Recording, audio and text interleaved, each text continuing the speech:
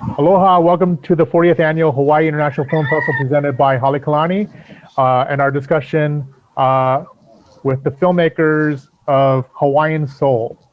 We would like to extend our thanks to Film Hawaii, the Hawaii Film Office, the Nichols Family Film Fund, and Pacific Islanders Communication for sponsoring this section, which is actually, Hawaiian Soul is actually participating in two sections, the Pacific Showcase, presented by Pacific Islanders in Communication, and also in the Made in Hawaii section as well.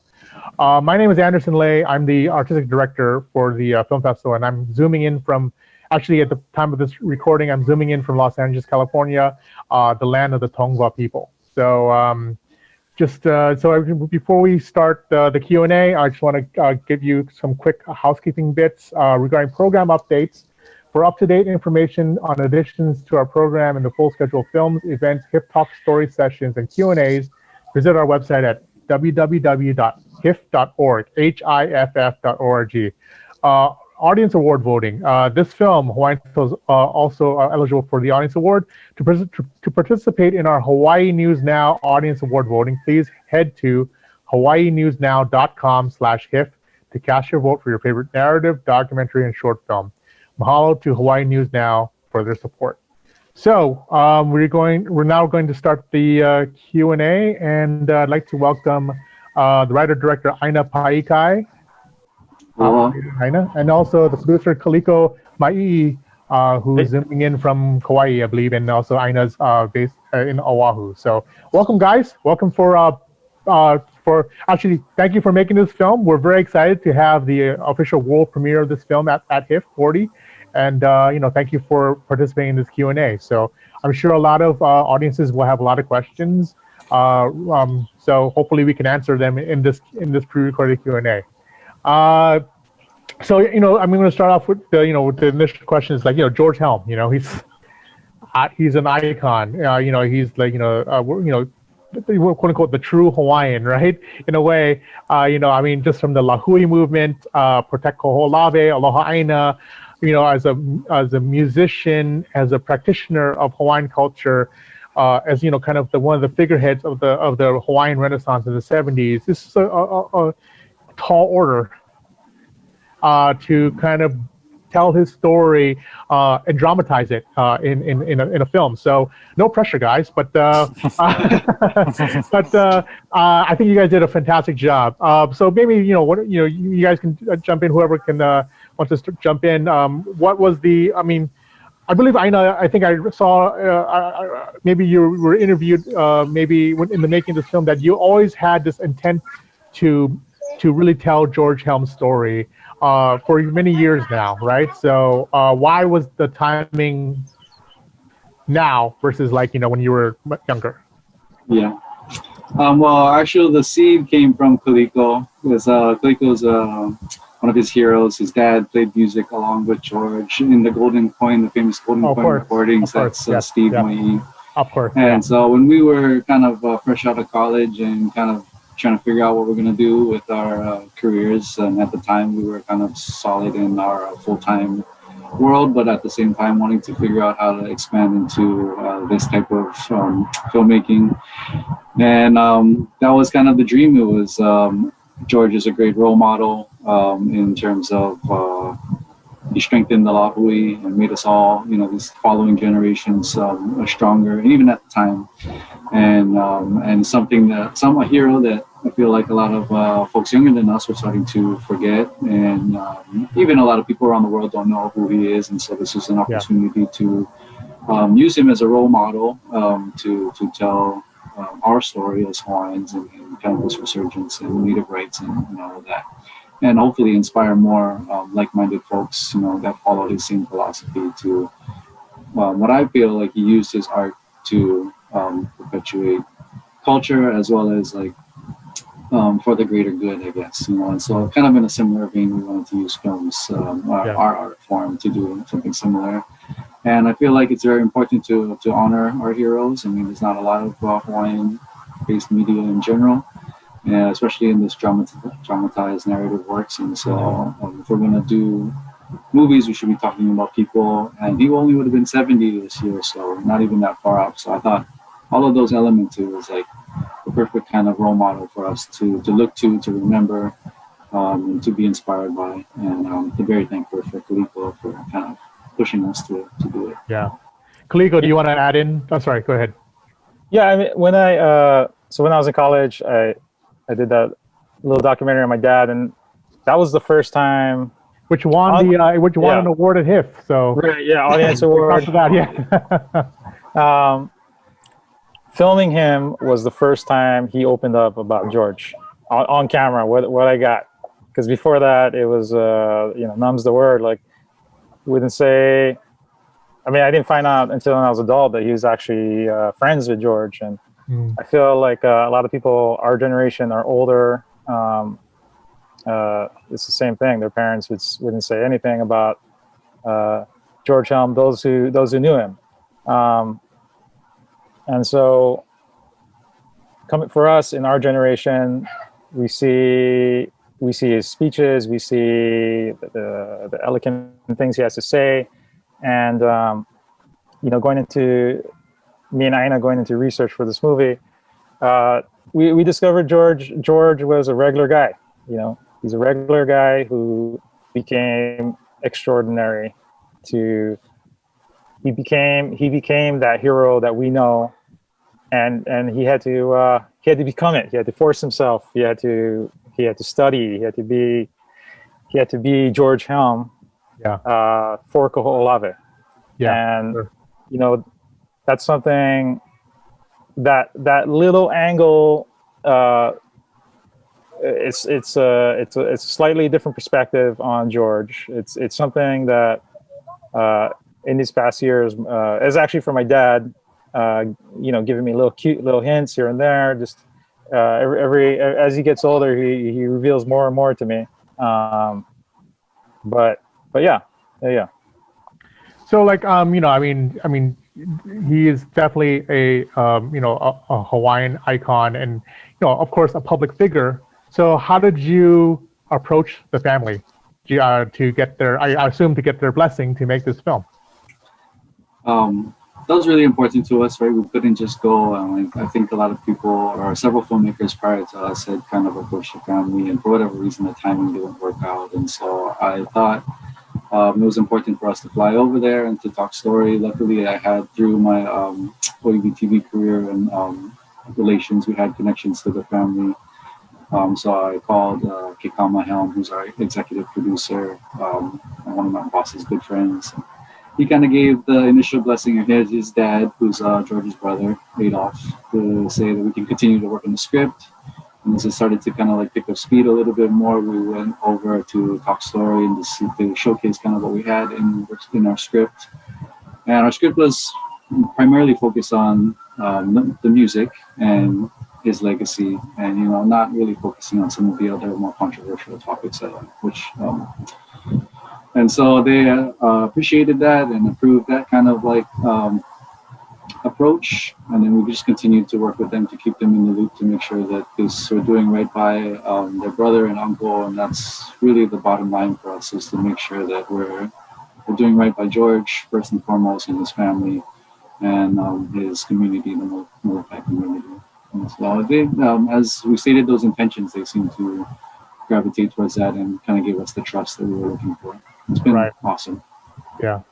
So, let's talk about maybe like production, the logistics of physical production and whatnot. So, like, it's a period piece set in the 70s. You got you got a costume. You got to make it look like the 70s. You want to, talk about historical accuracy and not making it anachronistic in a way. Like it's like you want it to be historically accurate. That's So, can you talk about what do you guys plan? Maybe from costumes, production design, art design.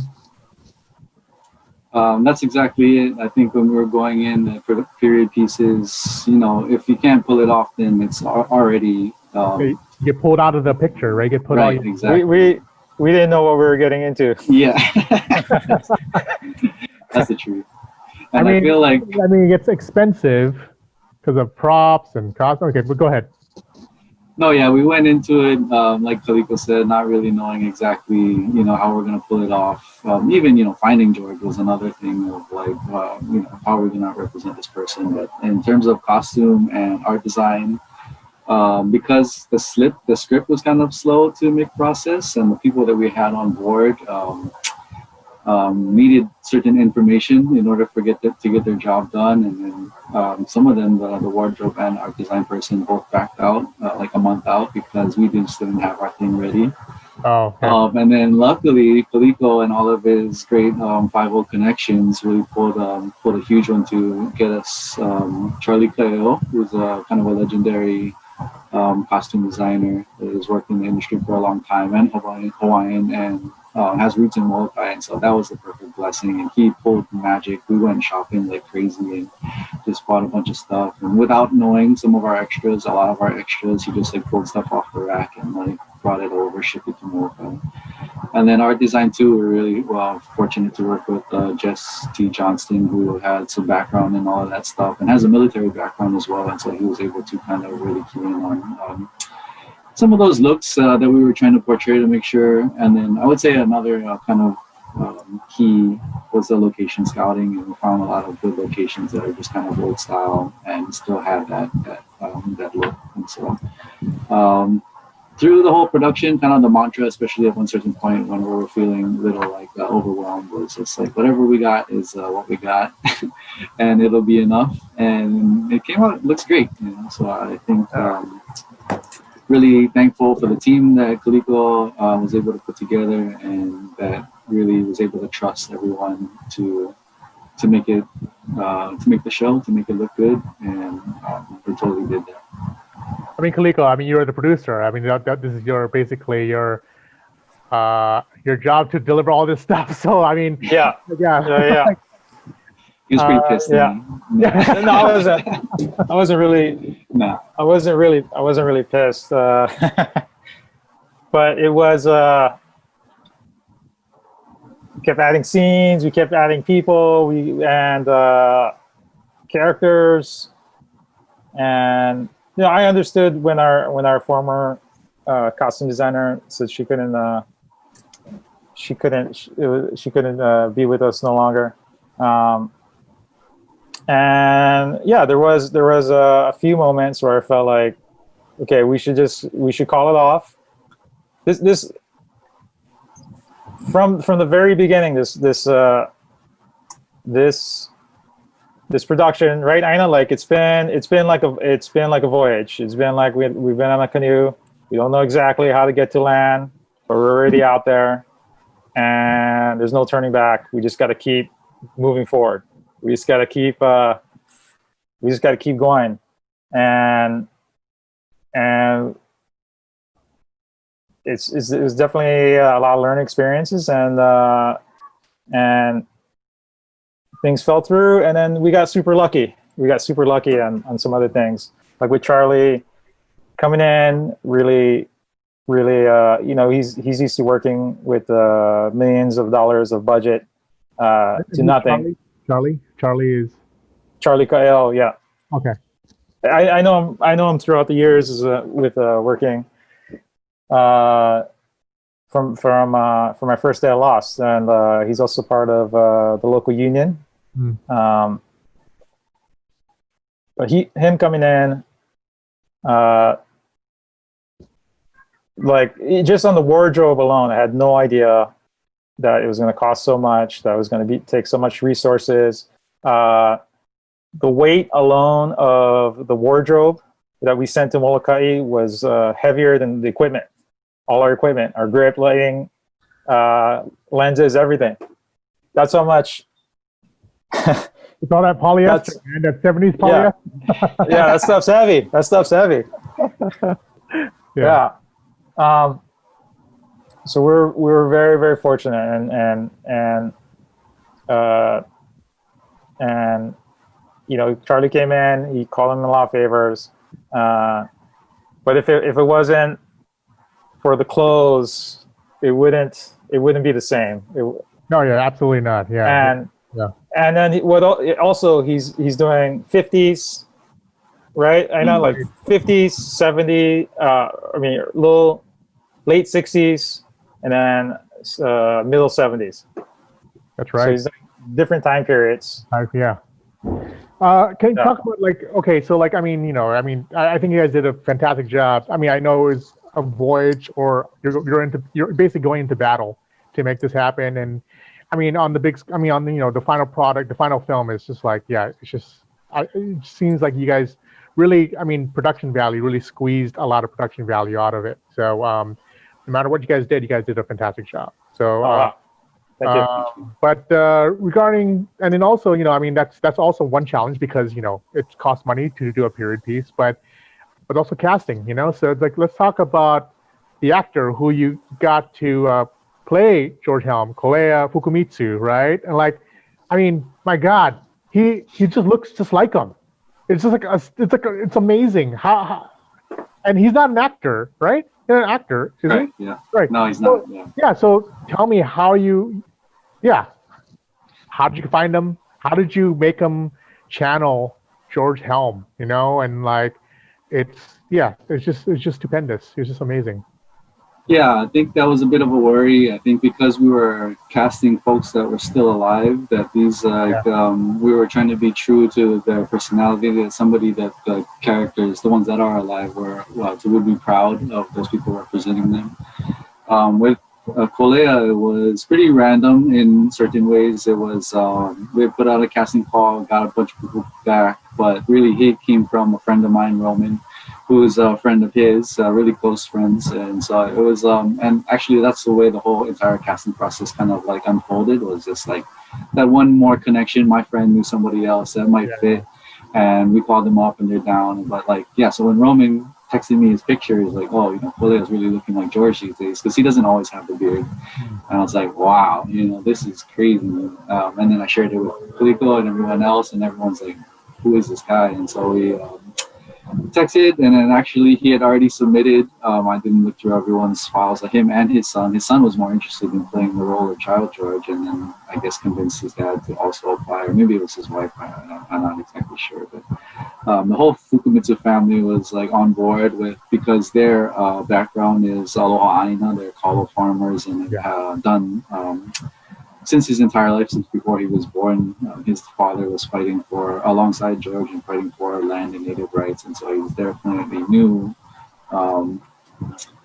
who George was and what he meant to all of us, as opposed to maybe some of the other actors that I feel like I would have had to explain a little bit deeper into what it means. Yeah. And so already based on that. His presence in terms of look, as well as his heart, what he had inside, and what he knew. I knew he would give, because he's already been dedicated his life to a Hawaiian lifestyle. That this is the guy that George would want to see. Like, this is the lifestyle that George was fighting for more of us in our generation to live like. And so it was kind of an easy call after that. The only thing he didn't really have was the music background. He had some. And then that's where we kind of focused, was as best as he could to pull off the music, and then really just kind of get the characteristics and mannerisms of George, which George is very like charismatic and outgoing, and Kolea is not as much. He's a little bit more private, and so we had to that was probably the most challenging in terms of acting, is to get him out of his shell a little bit and like just be a little bit more flamboyant in certain ways. So did you? Sorry, Kaliko, go ahead. Yeah, because George, he is serious, but when he was himself, he's very exactly what Aina was saying, flamboyant, and Aina did a great job in directing him through those pivotal scenes, and to get him out of himself and channel George. And I remember the first, Aina and Kolea got there first. They got there a couple days before to Molokai, and we were staying at the Helm Ohana house. That's where Kekama, our producer, lives, and that's the house that George grew up. And so I came in the last airplane trip, and I remember getting there, and I saw Kolea from a distance. He had like an old school hat on, cowboy hat or something. I was like, holy crap, that's. I was having flashbacks. So like, he looked exactly like George, and just in that place too. Yeah. Yeah. Yeah. Another thing that similar to that is that we had cast some extras from Molokai, and a lot of them were George's same age. One of them was his classmates, and when they saw Kolea, the same thing. It was just like they would all like time travel, and so Yeah. I think everyone was really just happy. I'm happy that everyone's happy with that choice, you know, especially with the casting. How casting can go sometimes when folks from outside are telling other people's stories, and so we really wanted to make sure we're invested in the community and that they can feel invested and a part of his story. Yeah, real quick, yeah. We're going to release a little video and about the behind the scenes and one of these days. And as I was interviewing one of the aunties, she's very, you know, kupuna. She's elderly. As we were playing the song, George and Kolea was mimicking the song. She got lost. She was tripping out. Like she thought that was George right in front of her, and yeah. Wow. Yeah. Just in the moment, just being hypnotized. Can I add one more thing? Anderson? Yeah, go ahead. Sorry. Go ahead. One thing I did kind of want to stay away from though was for him to like mimic or become George too much. Yeah. You know, I think at the time Bohemian Rhapsody didn't come out, and Rami Malek did a great job in terms of becoming Freddie Mercury. But in light of kind of my experience in becoming the janitor for Down the Sidewalk, which is based on another person, and I think our Hawaiian grounding of spirituality mess, that kind of like transmission of spirits is like, it's pretty real. And so I always wanted to make sure that Kolea didn't get too sucked in, I guess, or like lose a part of himself, which I feel like, you know, actors, some of them have, you know, it seems that they've lost themselves in becoming so heavily rooted in their characters over the years, and therefore kind of lose himself over time. And, sure. To me, losing a part of your soul wasn't as important as the movie. You know, so I wanted to make sure that Kolea was still Kolea and not having to lose some of himself to become George. I mean, I think the fact that he lived that lifestyle, you know, as a kalo farmer, and like kind of, you know, lived kind of like the ideal, basically what George was preaching, you know, advocating all these years. So I think that informed his portrayal, and he channeled that in the sense that it's not like a copycat mimicking, you know, George Helm's mannerisms or anything like that per se, you know, but just kind of like, you know, making it into his own. And I think that's what was really, you can definitely see that's very evident. Go ahead. You guys also, sorry. After we found him in like June, right after that, July is when Mauna Kea happened. You know, and so he had dedicated his time. He lived there for a few weeks. He was there when the Kupuna got arrested, and so all of that experience too helped him channel, I feel like, that same exact mirrored movement of what was happening in Ko'olawe. Yeah, I mean, you know, it's you know, you call it fate or destiny, or maybe just lucky time, just timing. You know, in general, like you guys said that, you know, you guys were working, you know, kind of thinking about making this into something maybe years ago, but maybe because the timing, you know, with Aloha Aina and also with Mauna Kea, it's like it just resonates more. You know, I think the film stands on its own already, but like just having it being released during this crazy time, you know, like it's like, you know, I think it's just like it just makes it more impactful. So absolutely. It's excited. We didn't know. I think, yes, the start of this whole process when we started talking about it was 2012. And then so it just had been kind of sitting, or life got in the way, or it hadn't been up on the priority list of things. And even it took us all the way to last year to shoot. And for it to come out this year, which seems so, you know, like I said, George would have been 70 this year. Yeah. Stopping the bombing is the 30th anniversary of stopping the bombing, and there's just a lot of like what's the word? It's just like the right timing, and it feels that way. And so Yeah. I totally believe that, you know, it was these the movie magic gods, or these the kupuna, the outside forces that are just really helping us along the way. All of that luck that we kind of like needed was all them pushing us to make it happen. Absolutely. And then like not, I mean, I think it's always especially for Kanaka Maoli, it's just like, the sense of like, I mean, again, indigenous, your rights are, you think talking about like whatever your politics are, like, stolen lands, native rights and what have you. And like now in this time of like, in a way, reckoning, of like, identifying kind of like who the first peoples are of all these lands that were colonized, basically. And I think this is like, all tied into what's happening in the world today, this paradigm shift of like BIPOC voices, of, Black Lives Matter, of like all these, they're all interconnected. And I think it's like, so I think it's like, in a way, it's so great to see also, this wave, I call it the basically the Kanaka Maoli new wave, like right now of, when you think of French New Wave, or like it's like the Kanaka Maoli new wave of like, kind of like Native Hawaiian filmmakers, Kanaka Maoli filmmakers, or like, basically storytellers, or basically telling their stories. And then I think in this, especially now, in this day and age of like the democratization of filmmaking when it comes to digital technology, the disruption of the way we see movies, or TV, how we consume it, I think it's kind of like a really interesting time to really tell, your stories, for the world stage. So, which is fantastic. Okay. So, I mean, this film is only like very much, like it's like you said earlier, it's like only one small part of George's story, So, usually filmmakers, they make a short film. They think it's like a standalone film, but it's also potentially a proof of concept, So are you guys thinking of, kind of like the feature film, or or whatever media, or whatever next stage of the of this story is going to be?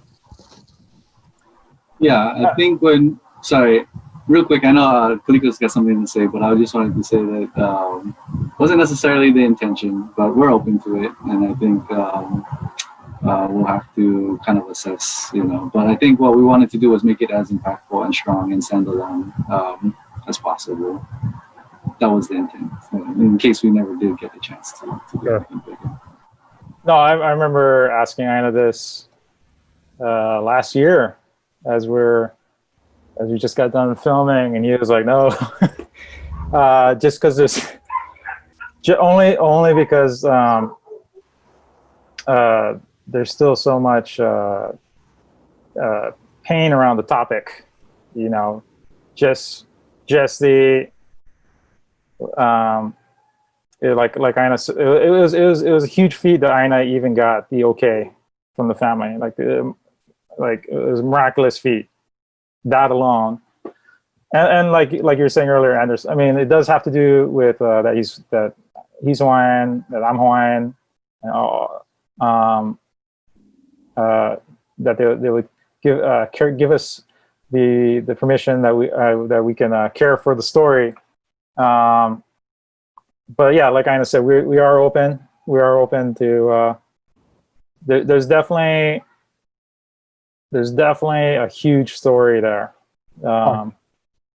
about just about the time and era of the 70s, and it's a very interesting time, and yeah, I don't know. What do you think I was gonna say, Aina? No. I think that's accurate. Like when we were talking about it, and everyone's talked about it. Like as soon as we had some images in front of our face on like how amazing it looked, it was like, man, we already should start writing this thing because Kale's perfect and all of these other things. Yeah, I'm just I feel like it gets pretty deep and heavy, and I don't feel like there's necessary If you do it the right way, that's one thing. But to kind of poke and prod at some of these things that really have affected the family all these 40 years since it's been passed, to be tactful and make sure that they're happy. Again, that should be the ultimate goal if you're going to keep telling this story. I mean, this movie is definitely going to bring up that conversation, and I think if we get enough, I don't know, if we get enough interest and support, then maybe we can do something longer with it. But like, it's never been the intention to do a long piece. But again, like when we first started this story, like George, he was just my idol, you know.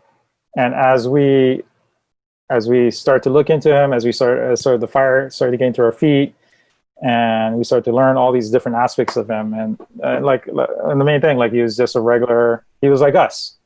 He's basically just a little shy, you know. He's just a regular guy who had to overcome himself, you know, to be that hero, and to be that seed that so many activists have followed since. Hawaiian activists have followed since.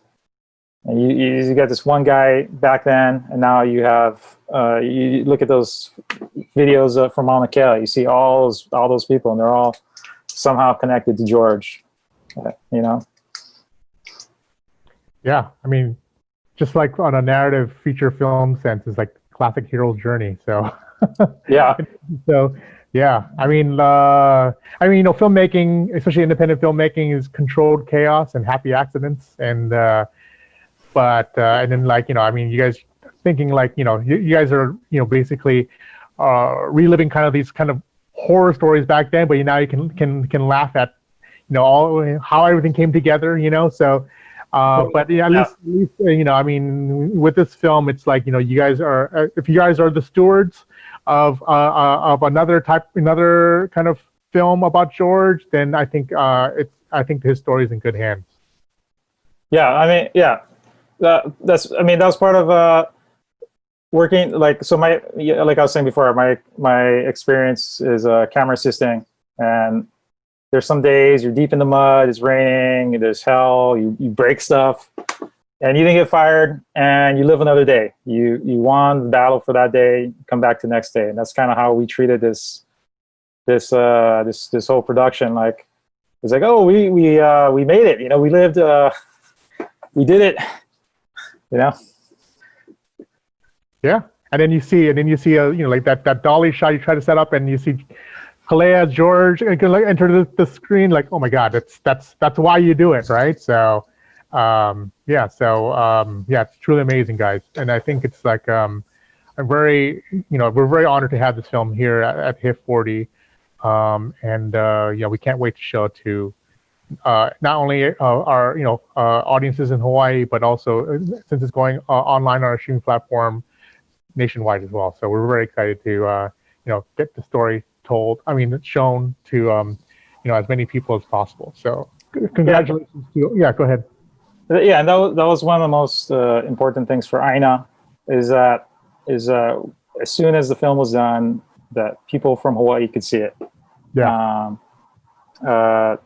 So even, if we got done earlier during the summer and we didn't have COVID, we were going to try and show the movie then. Yeah. And get it out to the communities. Yep. And so instead of traveling the world first. Yeah. Yeah. Yeah, absolutely. Okay, so you wanted to say, wanted to show it to as many Hawaii people as possible, but I know that has the Helm family seen it yet? No.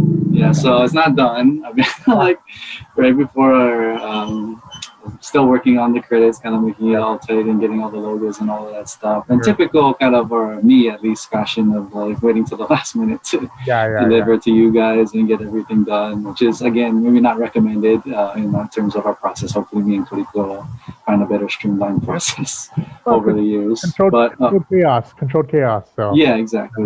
Figure it out. And, we'll have something I think that people will really enjoy. But yeah, we've kind of scheduled a day to show them this coming weekend because I got to deliver to HIFF on Okay. Friday. Yeah. And then the following day, we're going to do that. And then the following week, we'll do a casting crew screening. And then, Cool. as well as the Protect Owalabe Ohana. So there's a lot of like, George's kids in that way, all of the cool the people that take care of Owalabe still.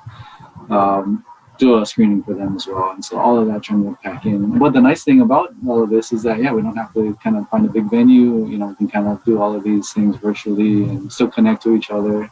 I was fighting it, I think, earlier in July and all of that. I didn't feel like virtual was the way to go, right? That that whole movie going experience is a part of the magic to me. We put a lot of time and money and effort to make it look good on the big screen and sound good, and but kind of succumbed, and I think this is the way that we're watching movies these days, and at the same time it has a lot of more power now. We can show to our local families here at HIFF with HIFF, but along with that, all of the local families that are abroad and anyone else that's interested. Yeah, so exactly. It's exciting. Exactly. I mean, by the time this video goes live, all the stakeholders, all the people you need to show it to, they've already seen it. They'll have already seen it. So I'm sure we'll be fine. Cut that part out. No, that's fine. No, it's fine. It's like but it's congratulations, guys, Aina and Kaliko. You guys made a tremendous film, and I think it's good. I think